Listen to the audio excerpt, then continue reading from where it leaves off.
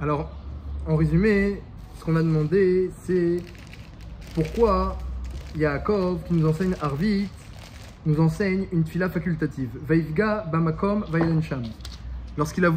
Il s'est rendu compte qu'il était passé à côté du Hara Moria et qu'il n'a pas prié, alors il a rebroussé chemin, il a eu un S, que le Hara Moria s'est présenté devant lui et il a prié. Et il nous enseigne, dit la Gemara dans Brachot, Arvit. Mais, pourtant, il y a une marloquette dans la Gemara bien connue entre Rabban Yam et Rabbi Yoshua. Est-ce que Arvit c'est obligatoire ou facultatif? Est-ce que c'est une véritable obligation de notage ou bien c'est une fila facultative? Et disent les Rishonim qu'on a pris sur nous aujourd'hui, la plupart des Rishonim, de la faire, on a le minag de la faire de façon fixe et obligatoire, bien que c'est une fila facultative. Donc, on pourrait se demander comment ça se fait qu'Yaakov nous a enseigné une fila facultative? D'après Rabbi Yoshua ben Levi, qui dit que Arvit vient remplacer les korbanot, alors c'est très compréhensible pourquoi c'est facultatif, parce que le korban du matin, c'est le korban atamide qui est obligatoire, de l'après-midi, c'est aussi le korban atamide qui est obligatoire, mais la tfila de Arvit, elle remplace Aktarat Evarim, le fait de mettre les membres du korban de l'après-midi sur le misbéar. Or ça, dit Rashi, c'était une avoda qui ne rendait pas inapte le korban. Tu pouvais la faire, il fallait la faire, c'est une mitzvah, mais si tu l'as pas fait, c'est pas grave, tu es quand même quitte. L'essentiel d'un korban, c'est la shrita et la zrika, comme on le sait. Donc, on comprend bien qu'Arvit est facultatif, puisqu'elle vient remplacer un korban qui est lui aussi, eh bien, facultatif, si on peut s'exprimer ainsi. Mais, d'après Rabbi Yossi ben Rabbi Chaina, qui dit que les tfilot, c'est pas par rapport au korbanot, c'est par rapport au patriarche. Shacharit, institué par Abraham, Mincha par Yitzhak, et Yaakov a institué Arvit. Alors, pourquoi nous aurait-il institué une tfila facultative?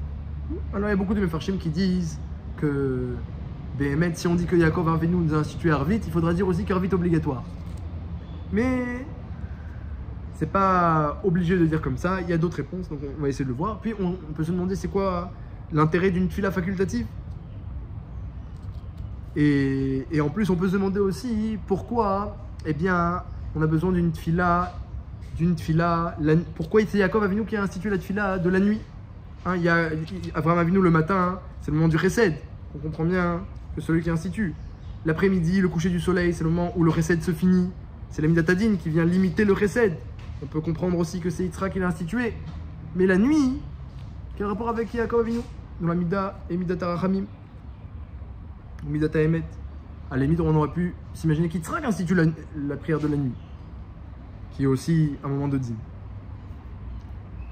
Alors, le Rikanti, il explique que la raison pour laquelle la tfila de Arvit est facultative, d'après le point de vue des midot et du sod et des avot, eh bien c'est parce que, justement, la nuit, c'est pas un moment de rachamim. C'est justement pour ça que c'est facultatif. Vu que tout le but de la tfila, c'est d'admirer rachamim, c'est demander à Hachem de la compassion, comme elle le dit la Gemara dans Brachot, Dafkaf Amud Bet, tfila c'est rachamé, la tfila c'est demander à Hachem de la compassion, et tout le monde doit la faire, les hommes, les femmes, les enfants, comme ça explique la Gemara. Donc, lorsque, eh bien, tu es dans un moment où la rachamim, elle fonctionne, elle est forte, eh bien, tu peux demander facilement de la rachamim parce que tu le vis, c'est proche de toi. Mais lorsque c'est un moment où tout s'arrête, la nuit tout s'arrête, eh bien, la rachamim aussi, c'est un moment de din. Alors, dit le Rekanti, c'est pas un moment où l'homme il est mesougal, où il pourra facilement demander rachamim. Pour lui, c'est loin de lui la rachamim. Quand on est la nuit, il fait gris, il fait noir, l'obscurité, elle est sur l'époque, il y a chayot raot, il y a des bêtes féroces, il y a des voleurs, il y a des dangers. C'est pas un moment où l'homme il a des facilités à demander rachamim. Le Midrash dit que plus un homme a émouna dans la bonté d'Hachem, et plus il peut demander facilement rachamim. Et plus il n'a pas cette émouna là, où il n'a pas conscience tout au moins. Alors moins il pourra demander rachamim. Et c'est tout le principe de Somer Geoula Litfila. Que d'abord on raconte tous les nissim et toute la bonté d'Akadosh Baruch Hu, comment elle est yatsiv, venachon, vekayam, comment sa bonté elle a toujours existé, elle est très stable. Gal Israël, on raconte qu'Hachem il libère Israël, et puisqu'Hachem il n'a pas changé, Hachem se fait iftar. On fait cette fila, on demande que puisqu'il n'a pas changé, qu'il nous délivre aussi. Comme ça, explique la Gemara. Il faut juxtaposer la prière à la tfila, justement pour ça, parce que si tu as Emouna, et le Midrash aussi le dit, si tu as Emouna, tu peux demander, tu es proche du roi, tu peux demander ta tfila. Celui qui n'a pas raconté Gal Israël, dit le Midrash, c'est comme s'il parle au roi, mais il est très loin. S'il a raconté Gal Israël, c'est comme s'il frappe à sa porte, il est juste à côté. Et Yaakov Avinu, il arrive dans un moment très difficile, puisque chez Lavan, il n'y a rien. Il n'a pas d'argent, tout lui a été volé par Eliphaz, et il n'a pas de dot, alors que ses parents, Eliezer, avaient amené 10 chameaux remplis d'or et d'argent et de bonnes choses pour Rivka. Et voilà que lui, il arrive sans le sou, sans même un vêtement, il a tout pris. Donc, c'est un moment où il n'y a pas de rachamim. Et c'est pour ça, dit le Rikanti, que la tfila qu'il a fait à ce moment-là, c'est une tfila facultative. Parce que tout le monde n'est pas capable d'être proche d'Hachem dans un moment où il ne voit pas la rachamim. Mais ça, c'est Midata Emet. Celui qui est Emet, il va réfléchir. Attends, Hachem, il a toujours été bon avec le clan Israël et avec moi. Il a toujours eu de la rachamim. Il a toujours aidé le clan Israël. Alors, c'est vrai que maintenant, je ne vois pas cette vérité. Mais c'est pas parce que je le vois pas que je vais l'oublier. Si quelqu'un il est vrai, il se rappelle de la vérité même quand il la voit pas.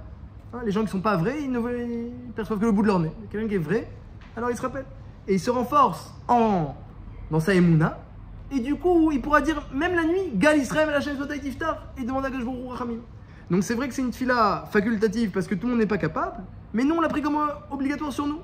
À l'instar de Yaakov Avinu, qui dit le Midrash, il a dit Mein Yavo Ezri, d'où va venir ma femme qui s'appelle Ezri. Ezri Meim Hashem Osechem Varetz. Tout de suite il s'est rassuré, il a dit mon Ezri va venir à Gajbourou. Donc c'est ça le moussard de la tfila de Harvit, que c'est pas facile de demander à Rachamim dans certaines situations, mais que Yaakov nous apprend que si tu es vrai, eh bien, il ne faut pas désespérer.